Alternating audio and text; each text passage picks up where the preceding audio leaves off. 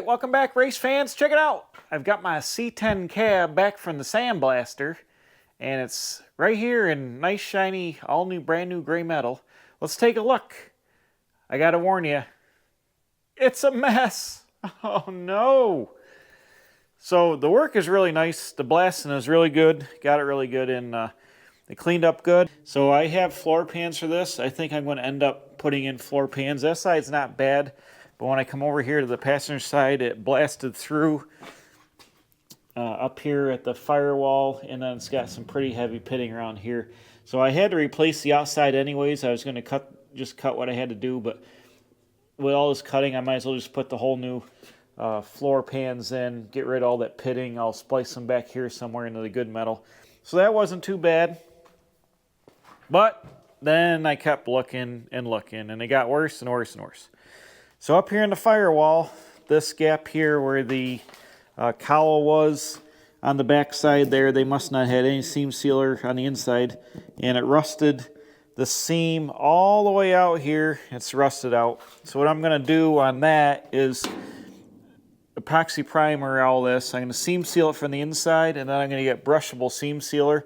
And you know, if this was like a high-end build or like a Ferrari or something, you'd have to take this all apart. You'd have to replace this panel and stuff. They sell these and stuff, but I'm not going to do that because I've got so much money invested in two cabs now. It was $1,500 to sandblast the cab and the inner fenders and the hood hinges and the bumper brackets. $1,500. So this truck's going to be a driver, so it doesn't need to be perfect. And that's going to be the thing. Like, you could spend your entire life restoring one vehicle and making it perfect.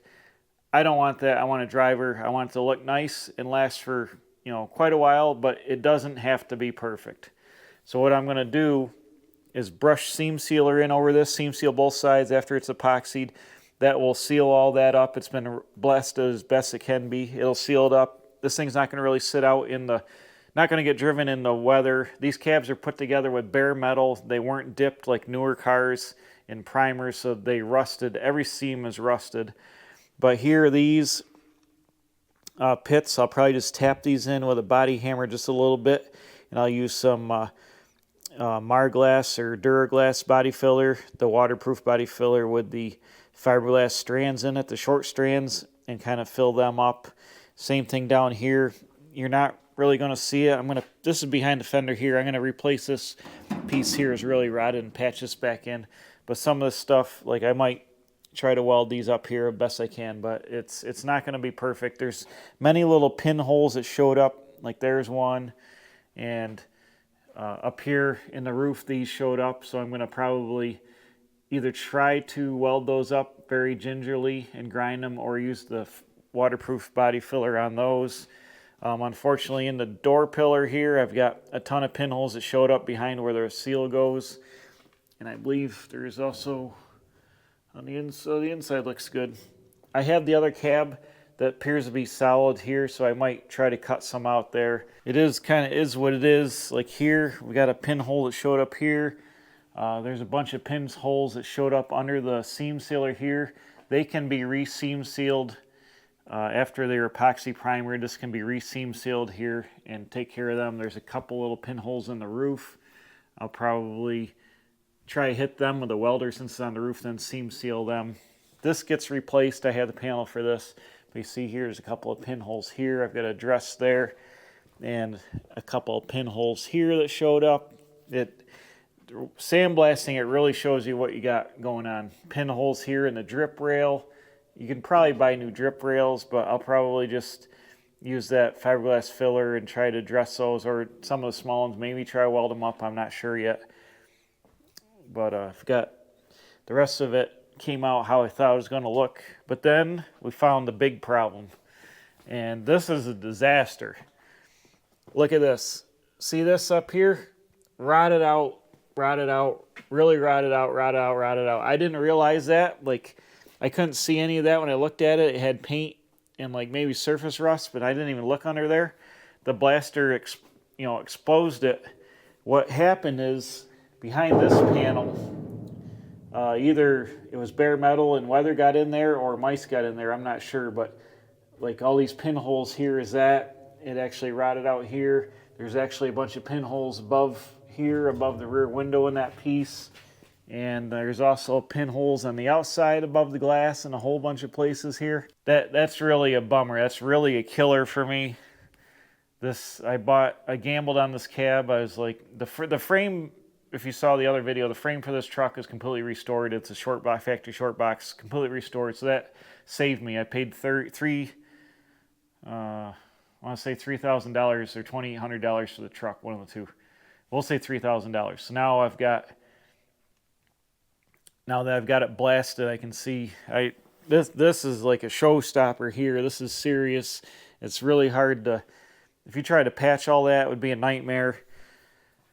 Luckily, I have the other truck that I started with originally, and even though the whole front half of that truck is all rotted out, the roof is all rotted through the outside and everything else, it appears that this piece of the here, and like back here is good on the truck. I just went out and looked at it in the dark. It's got all the original paint here. I don't see any pinholes anywhere. Not to say that it isn't thin on the inside, but it doesn't look like it has any rust like this on the outside at all. It's got all the paint, and I don't see any rust on the inside. So I'm hoping that what I'm going to have to do, I guess, is drill out these spot welds here, and I'm going to have to drill out the spot welds here on the skin to probably about here, peel this open, cut this all the way across here, and then I've already removed the inner panel on the inside, so I got this panel is free, drill out those spot welds, remove the outer skin and that inner portion from this cab and remove it from the other cab and fix it with the back of the other cab. The other cab, this inner roof piece I haven't removed, but it's rusted on the edges, so I'll saw through that so I can get back to the seam here. Cut this one on this side of this seam, and then on the other cab I'll cut on this side of the seam. That way I can grind them smooth and get to the factory seam. I'll probably use panel bond adhesive for automotive applications to glue this seam back together. When I weld the other stuff, I'll glue that one. But what I'm going to do most likely is replace from here to about here, and I'll have to have a butt splice all the way across the back of the cab, which is going to be tricky to line up, and going to have to clamp it and tack it and not weld it, and then there's going to be body work involved. Luckily, it's going to be behind the bed, so that's why I want to cut it down here. Like, the damage is here if you cut it close to the damage, but the pickup bed is, you're going to see it much. If you cut it down here, it's easier to do body work, and if you don't get it perfect, it's going to be behind the pickup box. This is the step side, so the box is about here. So in the middle, if it's not perfect, it's not the end of the world. You're not going to see it. I could even, to make things easier, I could even mask it off and paint this panel black between the box and the cab, and that would really hide some of the bodywork, and just like concentrate on making this nice and just black that out, and just that way you don't have to waste all the time trying to do the bodywork where it's not really going to show. Like I said, once again, this is not going to be perfect. It's going to be a driver. Look at this. Here's a pinhole here, pinhole here, pinhole in the dash there, pinholes under the dash there. It's unfortunate. This is a South Carolina cab, but either it had sat in a moisture environment or had mice in it or got sand in it, or I'm not sure what the problem was, but it's not as good as I hoped it would come out to be. Like, it's good up here, this piece, but it's definitely not as good as I was hoping it would be whatsoever when it came back from the blaster. And it's a bummer. Like I said, it's not going to be perfect. It's going to be driver. Most drivers, you buy a Southern truck and you just drive it how it is, like surface rust, pinholes and all. So you would have these issues on like a Southern truck that you just bought and ran as a runner. So it's definitely going to be better than it was if it, not have anything done to it. But I am going to epoxy primer the whole thing. They actually plastic media blast the top of the roof, so that's nice and smooth. And that looks good, except for the couple of pinholes here. Basically going to have to cut up that other cab a lot to fix this one, more than I anticipated. But when it gets done, it'll have the good back panel, the front of the roof be good. They have the all new inner structure. I have these pieces right here, which are actually over here on this table. So let's see, these go, that's this side over here. So I actually have all of this. I'm holding it, show it the right way. I have all of this panel here. What I've been further have to like order a cab from Arizona for like $3,500 and have it shipped up here. I don't know, like the amount of metal work now that this cab's going to require is going to set me back some, and it's really, really unfortunate. I thought the cab was going to be better than it turned out to be. I knew the bottom needed to be replaced. It's no big deal to put cab corners and rocker panels in it, or even floorboards. It's not a big deal, but all this back window repair, that's, my buddy's like, just fill it in with that fiberglass filler and you'll be all right. It's rusting from the inside out, so if I do that and not replace all of this, it's going to bubble again eventually. Obviously they can't sandblast behind that, so there's something going on, or it's just factory bare metal back there. They got, this truck could have sat, I guess, in a moisture rich environment and all the bare metal is rotted, but I didn't expect to see that at all. There's a lot of damage here. I have to get a stud gun or pull them out. Anyways, the back of the other cab luckily it's very straight in the section here that's kind of banged up on this cab.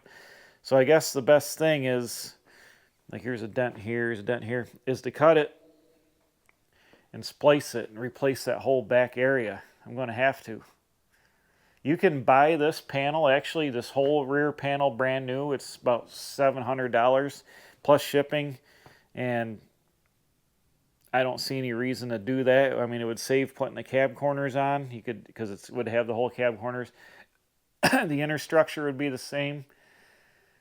If I had unlimited budget, I might do that, because then I could drill out all the spot welds, remove the inner piece, remove the out, and remove this whole edge, and replace the entire back of the cab. I would have to think about it. That's a lot of money to tie back up in, but it would save that huge seam all the way across the bottom and all the way across the back. It would save putting the cab corners in it. Body work and time-wise, that would probably be the smarter move, because then all you'd have to do is fold the seams over and plug weld it here and do that seam, and then spot weld the inner structure back together, and then weld down here, which there are a couple pinholes here as well. Guys, it's the next day. I thought about it overnight, and I am going to go and contact CJ Pony Parts in Harrisburg in their truck parts division and get a new back cab. It says they got 9 in stock, and I've got to go down to my mom's house next week and then some other stuff, and it's almost halfway to Harrisburg. I was just there this last weekend for Hershey, but I didn't know this because I didn't get this back till after I got back from Hershey. So, like I said, I think the best thing to do, like labor-wise for me, is just put a whole new back panel on it. Then I can avoid putting cab corners in because they'll come with it. I can get rid of the pinholes down here. I can get rid of all the rust around the window.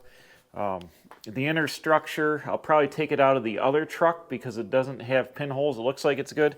That's the other thing. If I cut the back of the cab off the other truck and then like get it apart without having that sandblasted, I don't know. They built these trucks all the same. That was obviously bare metal for 50 years on the inside too. Could that be thin? And then if I get that sandblasted, does that blow through? And then I'm still at the same point where I don't have a back of a cab to use. Plus all that, like I said, splicing it. So I'm just gonna spend more money. I really kind of wish I hadn't even started this truck project, honestly. Like, I got all nostalgic and wanted to build a clone of my dad's truck. I'm like, let's do it. And I looked around, finally found the truck. The first truck, the brown truck, turned out to be a rot box piece of junk.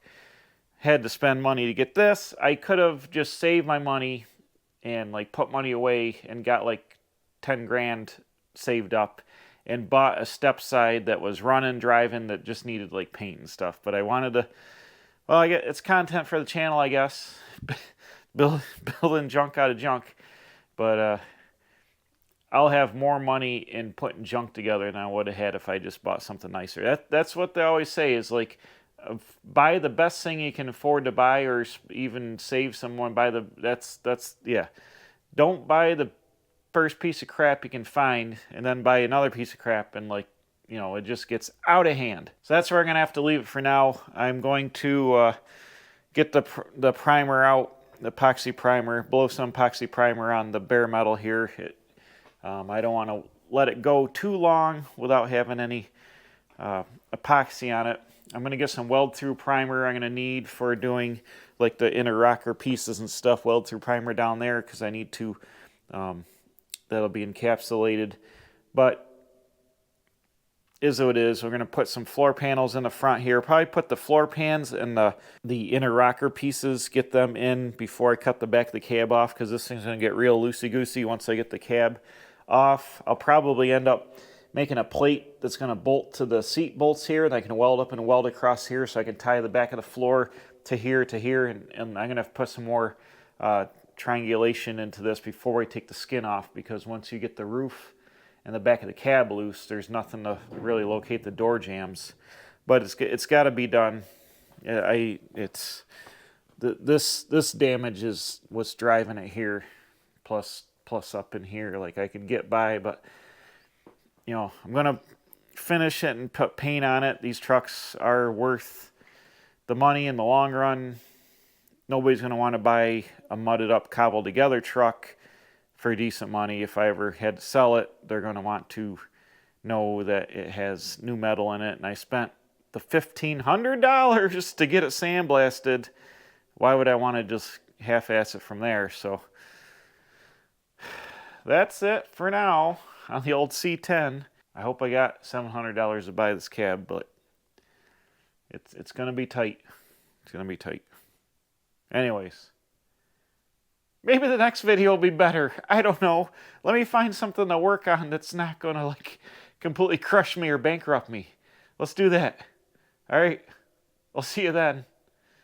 Bye.